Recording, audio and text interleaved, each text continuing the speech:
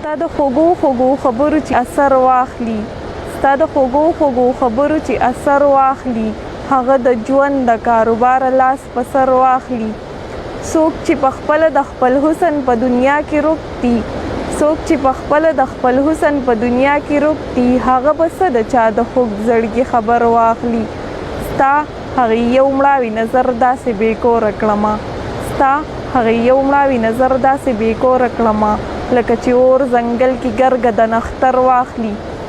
دا چې په زړه کې دې ساتم بهر دې نه راپرېږدم، دا چې په زړه کې دې ساتم بهر دې نه راپرېږدم، حسینه تا د رقیبانو بد نظر واخلي. ما خو دا نه ګڼله چې داسې سپېره وخت به راځي، ما خو دا نه ګڼله چې داسې سپېره وخت به راځي. ستا نه حجره به واخلي، ما نه به ګودر واخلي. رباره یار که په رښتیا دومره مین دی په ما، رباره یار که په رښتیا دومره مین دی په ما، ماله دې بیا هغه د کلي مازدیګر واخلي. زما جانان دې ما نه لاس ته مینې نه خلاصوي، زما جانان دې ما نه لاس ته مینې نه خلاصوي، ما نه دې زړه واخلي، ما نه دې ځیګر واخلي. ځان ته که ډېر ووایم چې سترګو ته یې نه ګورم، ځان ته که ډېر ووایم چې سترګو ته یې نه ګورم، سترګې نادانې دې په بیه ځان له شر واخلي. خط دې د مخ په ګلبانګ دا رنګې قبضه وکړله، خط دې د مخ په ګلبانګ دا رنګې قبضه وکړله، لکه پښتون چې د مغلو نه خیبر واخلي. چرته یې ننګ وفا غیرت په احساس کړی نه دی، چرته یې ننګ وفا غیرت په احساس کړی نه دی، لیونی نه ده چې یار له به څادر واخلي. زما نوم مبینه دی او په سوشل میډیا باندې زما نوم نوره احساس دی او زه په سوات شګۍ کې ژوند کوم او ذاتي د دیریو او اوس سیکنډ ایئر ته شوم او په 2002 کې پیدا شوې وم، نو زما اوس 17 سال پوره شو. اصل کې د کور نه پټه شاعري ما شروع کړې وه، نو ما خپل نوم نوره احساس ویلی و. په مبینه کې ډېرې مسلې وې، هغې ته د هغې کور والا اجازت داسې نه ورکولو چې تاسو په سوشل میډیا راشئ، مخې ته راشئ، خپل اواز دنیا ته وښایئ. یو کال کېږي چې ما شاعري شروع کړې ده. زه چې رالویه شوم، زه د خپل نیکه ډېره زیاته خوښوم.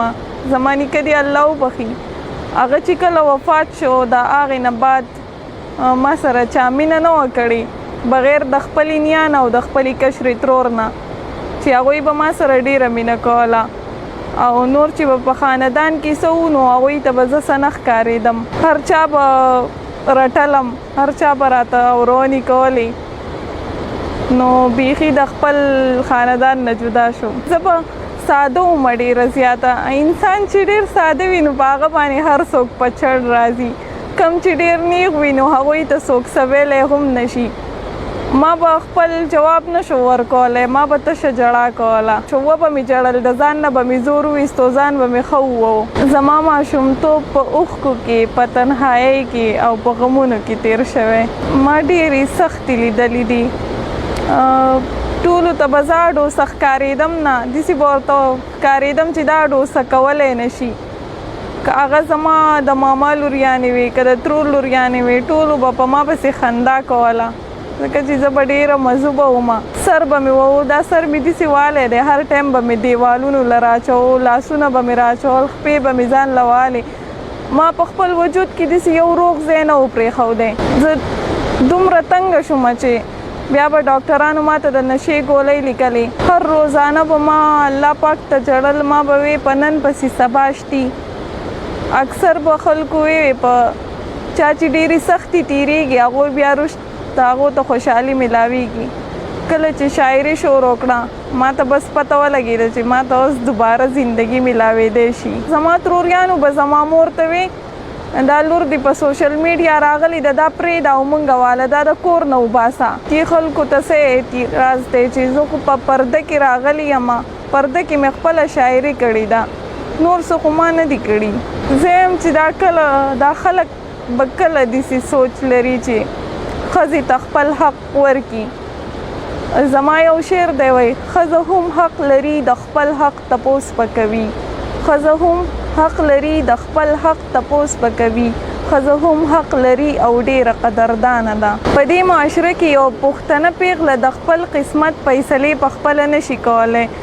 هغه لا د ځان نه خبر نه وي او کور والا له رشته کړي وي. په ځینې وخت کې خو داسې وشي چې ماشومان یې جنکۍ یې مور پلار یې په چا باندې خرڅې کړي، د پلار په عمر په کس باندې خرڅې کړي او هغه بیا د دې جبر خلاف نشي ودرېدی او بیا یې هغه کم مشرانو خلکو له چې ورکړي نو هغوی بیا قتل کړي یا یې په چا خرڅې کړي او ډېر ظلمونه ورسره کوي. بیا د ښځې او د سړي منځ کې هېڅ فرق نشته. دوه سترګې د هغوی دي، دوه سترګې زموږ وي، لاسونه خپې ټول هر سره څنګه چې د ښځې وي نو داسې د نارینهو دي.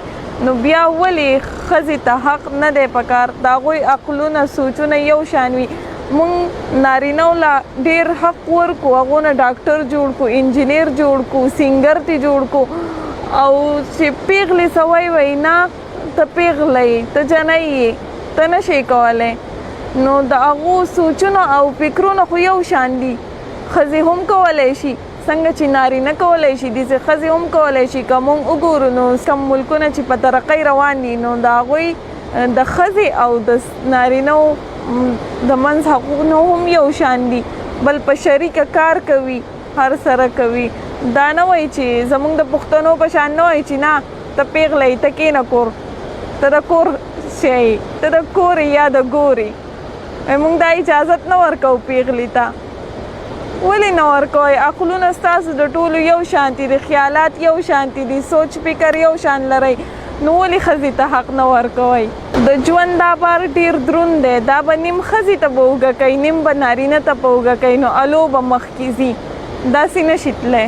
زه دا خلک به پوه شي خو پښتانه پوهه کول ناممکنه ده او ژوند کې مې ډېره زیاته بېقراري راغلې ده. خاندان والا ته زه داسې ښکارم لکه زه چې فلمونو ته ووتم، فلمي هیروین یم، زه ورته داسې ښکارم. نو هغوی ته زه دا وایم چې زه خو د دې وطن د امن، د مینې، د سوکالۍ دا پیغام ورکوم. د خپل زړه جذبات په خپل لفظونو کې په ټکو کې استعمالوم. زما مشر ماما دی، زما پلار ته یې ویې ته دا خپله لور ولې ورینه وجه چې دا شاعري کوي. کله کله پکې خفه شم خو هر نه منم. زه چې د کور نه راوځم نو دومره ډېر ماشومان ما پسې راپسې، زه ورته لیونۍ ښکارم. څوک کنځلې کوي، څوک څه وایي، څوک څه وایي، بلکې زموږ د کلي خلک هم ماته ډېر په بد نظر ګوري. کله به زموږ د کور په دیوالونو زما نومونه لیکي. دا دوی ما سره مینه نه کوي، د خپل ذهن تیارې ښیي. یوازې زه نه، داسې ډېرې پښتنې راځي په سوشل میډیا باندې، نو په هغوی چا تنقید ونه کړو. زه خو په پرده کې راځم او بیا هم په ما تنقید کوئ، نو بیا هم د ټولو ډېره مننه کوم او ښه ژوند ورته غواړم. زما واده ته لا سوچ نشته، رشتې راځي خو ما لا څه سوچ نه دی کړی، زه لا واده نه کوم.